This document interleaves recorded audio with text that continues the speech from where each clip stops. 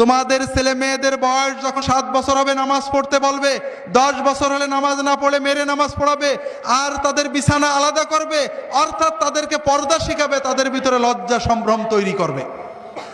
হাজারিন, ছেলে মেয়েদের নামাজ শেখান, নামাজ না পড়লে শাসন করবেন, মারবেন, মেরে নামাজ পড়াবেন, তাদেরকে নামাজমুখী করতে হবে, ছেড়ে দেবেন না।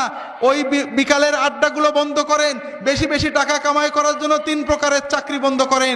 অত টাকার আপনার দরকার নেই, আপনার বড় সম্পদ সন্তান, তাদের পিছনে সময় দেন, তাদের সাথে একসাথে খাওয়া দাওয়া করেন, বসে গল্প করেন, তাদেরকে বলে দেন বাবা যেখানেই থাকবি আমার সাথে মাগরিবের নামাজ পড়বি, নামাজের পরে তাদেরকে পড়তে বসিয়ে দেন, তাদের সাথে গল্প করেন, খাওয়া দাওয়া করেন, তাদের সাথে বেড়াতে যান, বিনোদনে নিয়ে যান।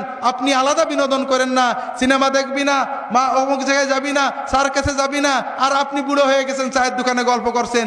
কোথায় যাবে তা তো বললেন না, বলেছেন নাকি? ওই শাসনে কাজ হবে না, আপনি তাকে সাথে করে নিয়ে যাবেন কোথায় যেতে হবে। তাদের যদি নিয়মিত সাথে নিতে পারেন, ও কোনোদিনই অবাধ্য হবে না। আর যদি অবাধ্য হওয়ার পরে শাসন করতে চান, কোনোদিনই করতে পারবেন না। যে কথা বলছিলাম ভাইরা, আর আপনার ছেলে মেয়েদেরকে পর্দা শেখাবেন। আল্লাহ তাআলা কোরআন কারিমে পর্দা ফরজ করেছেন, আল্লাহ রাসূল সাল্লাল্লাহু আলাইহি ওয়াসাল্লাম হাদিসে পর্দা ফরজ করেছেন। এটা মাওলানাদের বানানো কোনো জিনিস নয়, এটা কোনো মৌলবাদী উগ্রতার জিনিস নয়। আল্লাহ মেয়েদের উপর পর্দা ফরজ করেছেন।